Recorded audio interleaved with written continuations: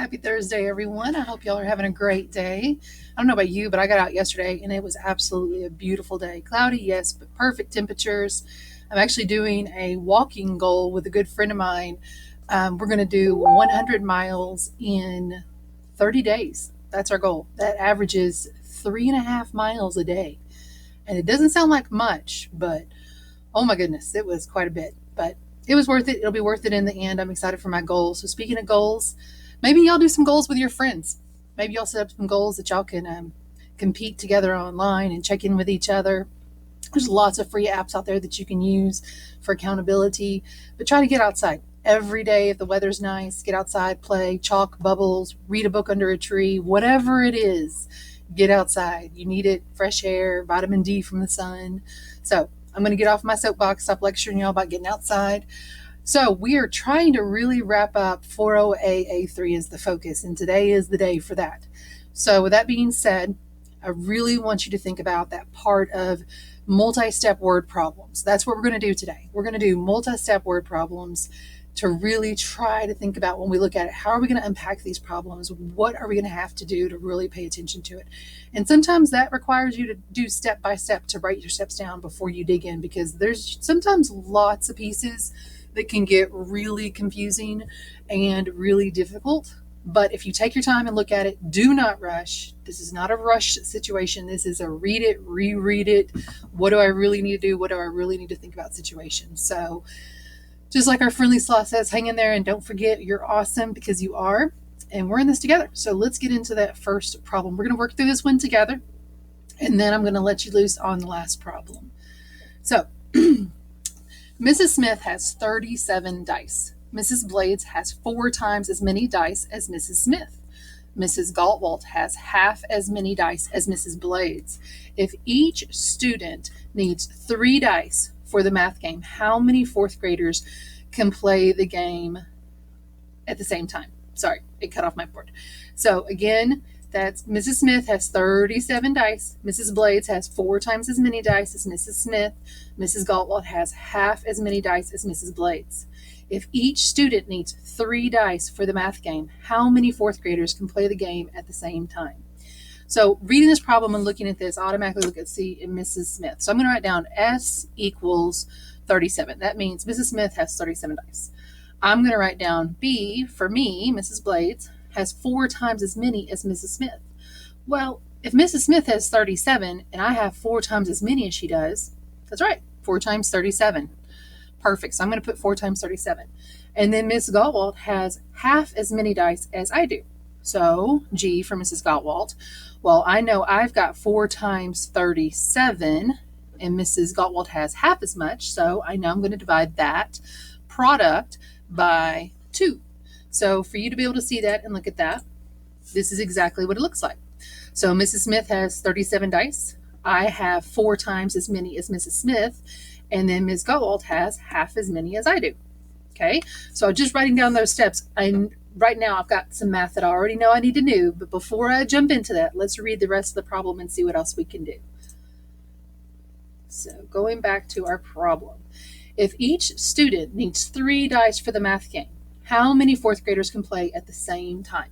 So how many fourth graders can play at the same time? So 3 dice per student. Okay, so let's go back to the ladybug. Okay, I'm going to write right here, 3 dice per student. I need to know that. That's important. Okay, I need to know that. My ultimate goal is how many students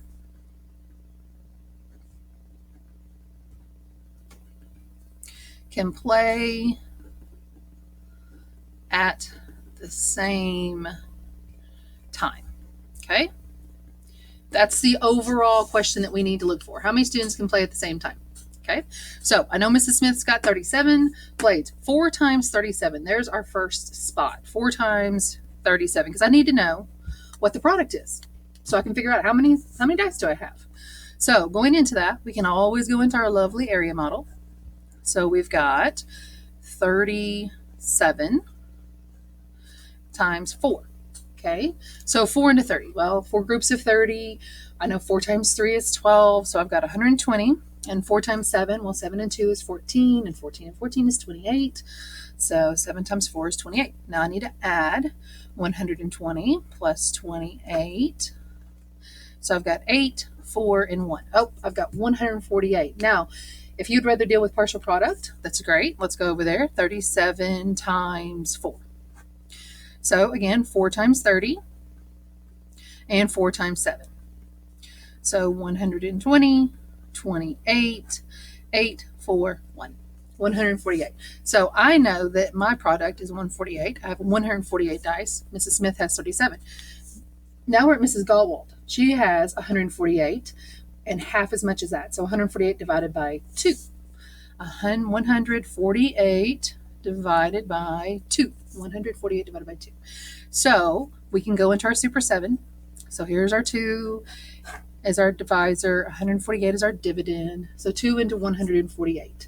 So automatically, well, I personally see 14. And I think, well, 2 times 7 is 14. Well, 2 times 7 is 14. 2 times 70 is 140. Ooh, there we go. So 2 times 70, 140. And that leaves me with 8. So 2 into 8, 4 times. And that gives me 0. So right there, 74. Now what is that going to tell us? That's right. That's going to tell us how many dice that Mrs. Galwald has. 74. Now, at this point, you might just think, I'm done. Peace out. But you're not. You still have quite a ways to go. So now that we've figured out how many dice each teacher has, we're at the point that we need to figure out 3 dice per student. Well, what do I have to do next? Something we haven't done in a little while, and that's adding. So we need to add all of our dice together. So automatically I see 37 for Mrs. Smith, 148 for myself, and 74 for Mrs. Galwald. Let's add them together.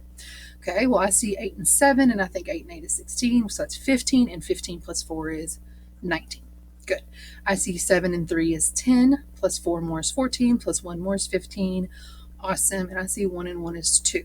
259 total dice. 259 total dice. Now, 3 dice per student. How many students can play at the same time? So, what do you think we're going to do? That's right. We're going to divide. We're going to take our total amount of dice, 259, and we are going to divide it by 3 because each kid needs 3 dice. So 3 into 259. Well, again, I look at those first 2 numbers and I see 25. And I think, how many times will 3 go into 25? So let's do the factors of 3. So 3, 6, 9, 12, 15, 18, 21, and 24. 3, 6, 9, 12, 15, 18, 21, 24. 24 is really close without going over. So 1, 2, 3, 4, 5, 6, 7, 8. 8. But, 3 times 8 is 24. I need more like 240. So 3 times, that's right, 80, 240. Very good. So 3 times 80, 240. 9 and 1. So 3 into 19. Well, we've already done our 3, so just use them. 1, 2, 3, 4, 5, 6 to 18. So 3 times 6, 18, 1. What do you think that 1 is? Correct. The 1 is 1 leftover dice. So we have a leftover dice. So we're not going to be using that dice. Now the question was 3 dice per student. How many students can play at the same time? Well, let's look over here and see. That is correct. 86 students can play at one time. 86 students. It's a lot of kids playing this game at one time. Holy cow, but that's awesome to have that many resources. So now I want you to look at the overall. So let's go back to the problem. Okay, this is what the problem looked like. Okay, just from the very beginning. Not too bad. But there's lots of steps hiding in there. So now if we look back at all the work that we had to do to solve, look at that. We had to first figure out how many dice each teacher had. We had to think about what was the overall question that we were trying to answer. Then we had to go through and find. Right here was how many dice that I had. A couple of different ways to do that. Right here was how many dice Mrs. Galwald had. We had to divide, find the quotient. Okay, then we had to add our total dice together, and then we had to divide them by 3 to figure out how many students were going to play it all together. So this is that multi-step word problem, really unpacking it, digging in what we need to do. So before I get any more long-winded today, let's get into this next problem. Again, this is not a rush. Take your time. Read it as many times as you need to. The great thing about Edpuzzle is you can rewatch and rewatch. So if you need to rewatch 10 times, rewatch 10 times. If you got it the first time, great. But I want pencil and paper. I want you to really think about your steps and take your time. Okay, so here we go. Hopefully. Okay, Amber owns a skateboard shop. Amber wants to buy 846 skateboard wheels. Skateboard wheels sell in sets of 2. A set of 2 skateboard wheels cost $5. So picture this, 846 skateboard wheels. 846. I know I've got some skaters among my students. So 846 skateboard wheels. They are sold in sets of 2, and for every set of 2, that's $5. Okay, right there might be some pieces you might want to write down right now. How much money does Amber spend to buy 846 wheels? There's a question. So she wants to buy 846 wheels. How much money does it cost? Amber puts 4 wheels on every skateboard. So 4 wheels on every skateboard. On how many skateboards can Amber put 4 wheels? Another question embedded. Show all your mathematical thinking.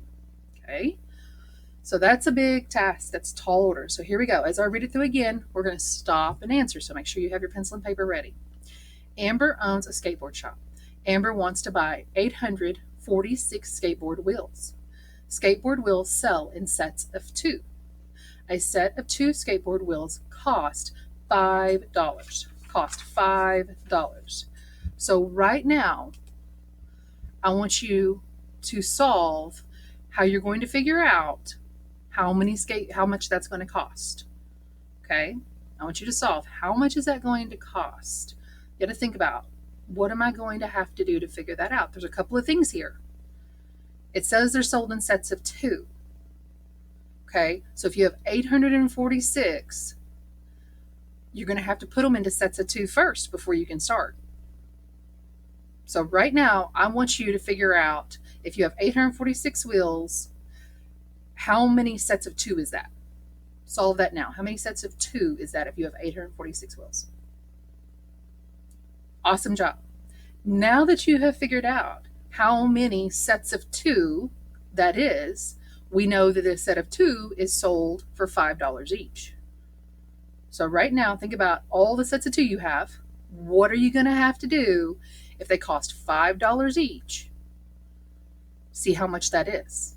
Right now, solve.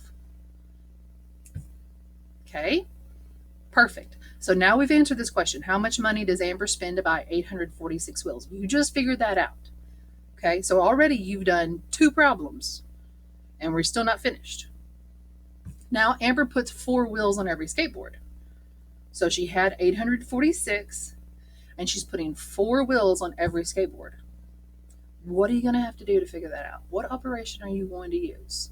Here's a skateboard, 4 wheels. There's a skateboard, 4 wheels. There's another skateboard, 4 more wheels. And you have 846 of those. What are you going to have to do to figure that out? Solve that now, please. Awesome job today, guys. I know this one was kind of mind-blowing, I guess you could say. But I know you can do it. You can do all these operations. You've been doing it for so long now. And we're almost there. We have like 3.5 weeks, not even 3.5 weeks left. So keep up the great work. Find time to spend time with your family, play some games, get outside, read some books. Okay? Miss y'all. See you hopefully at 1 o'clock during our Google Meet.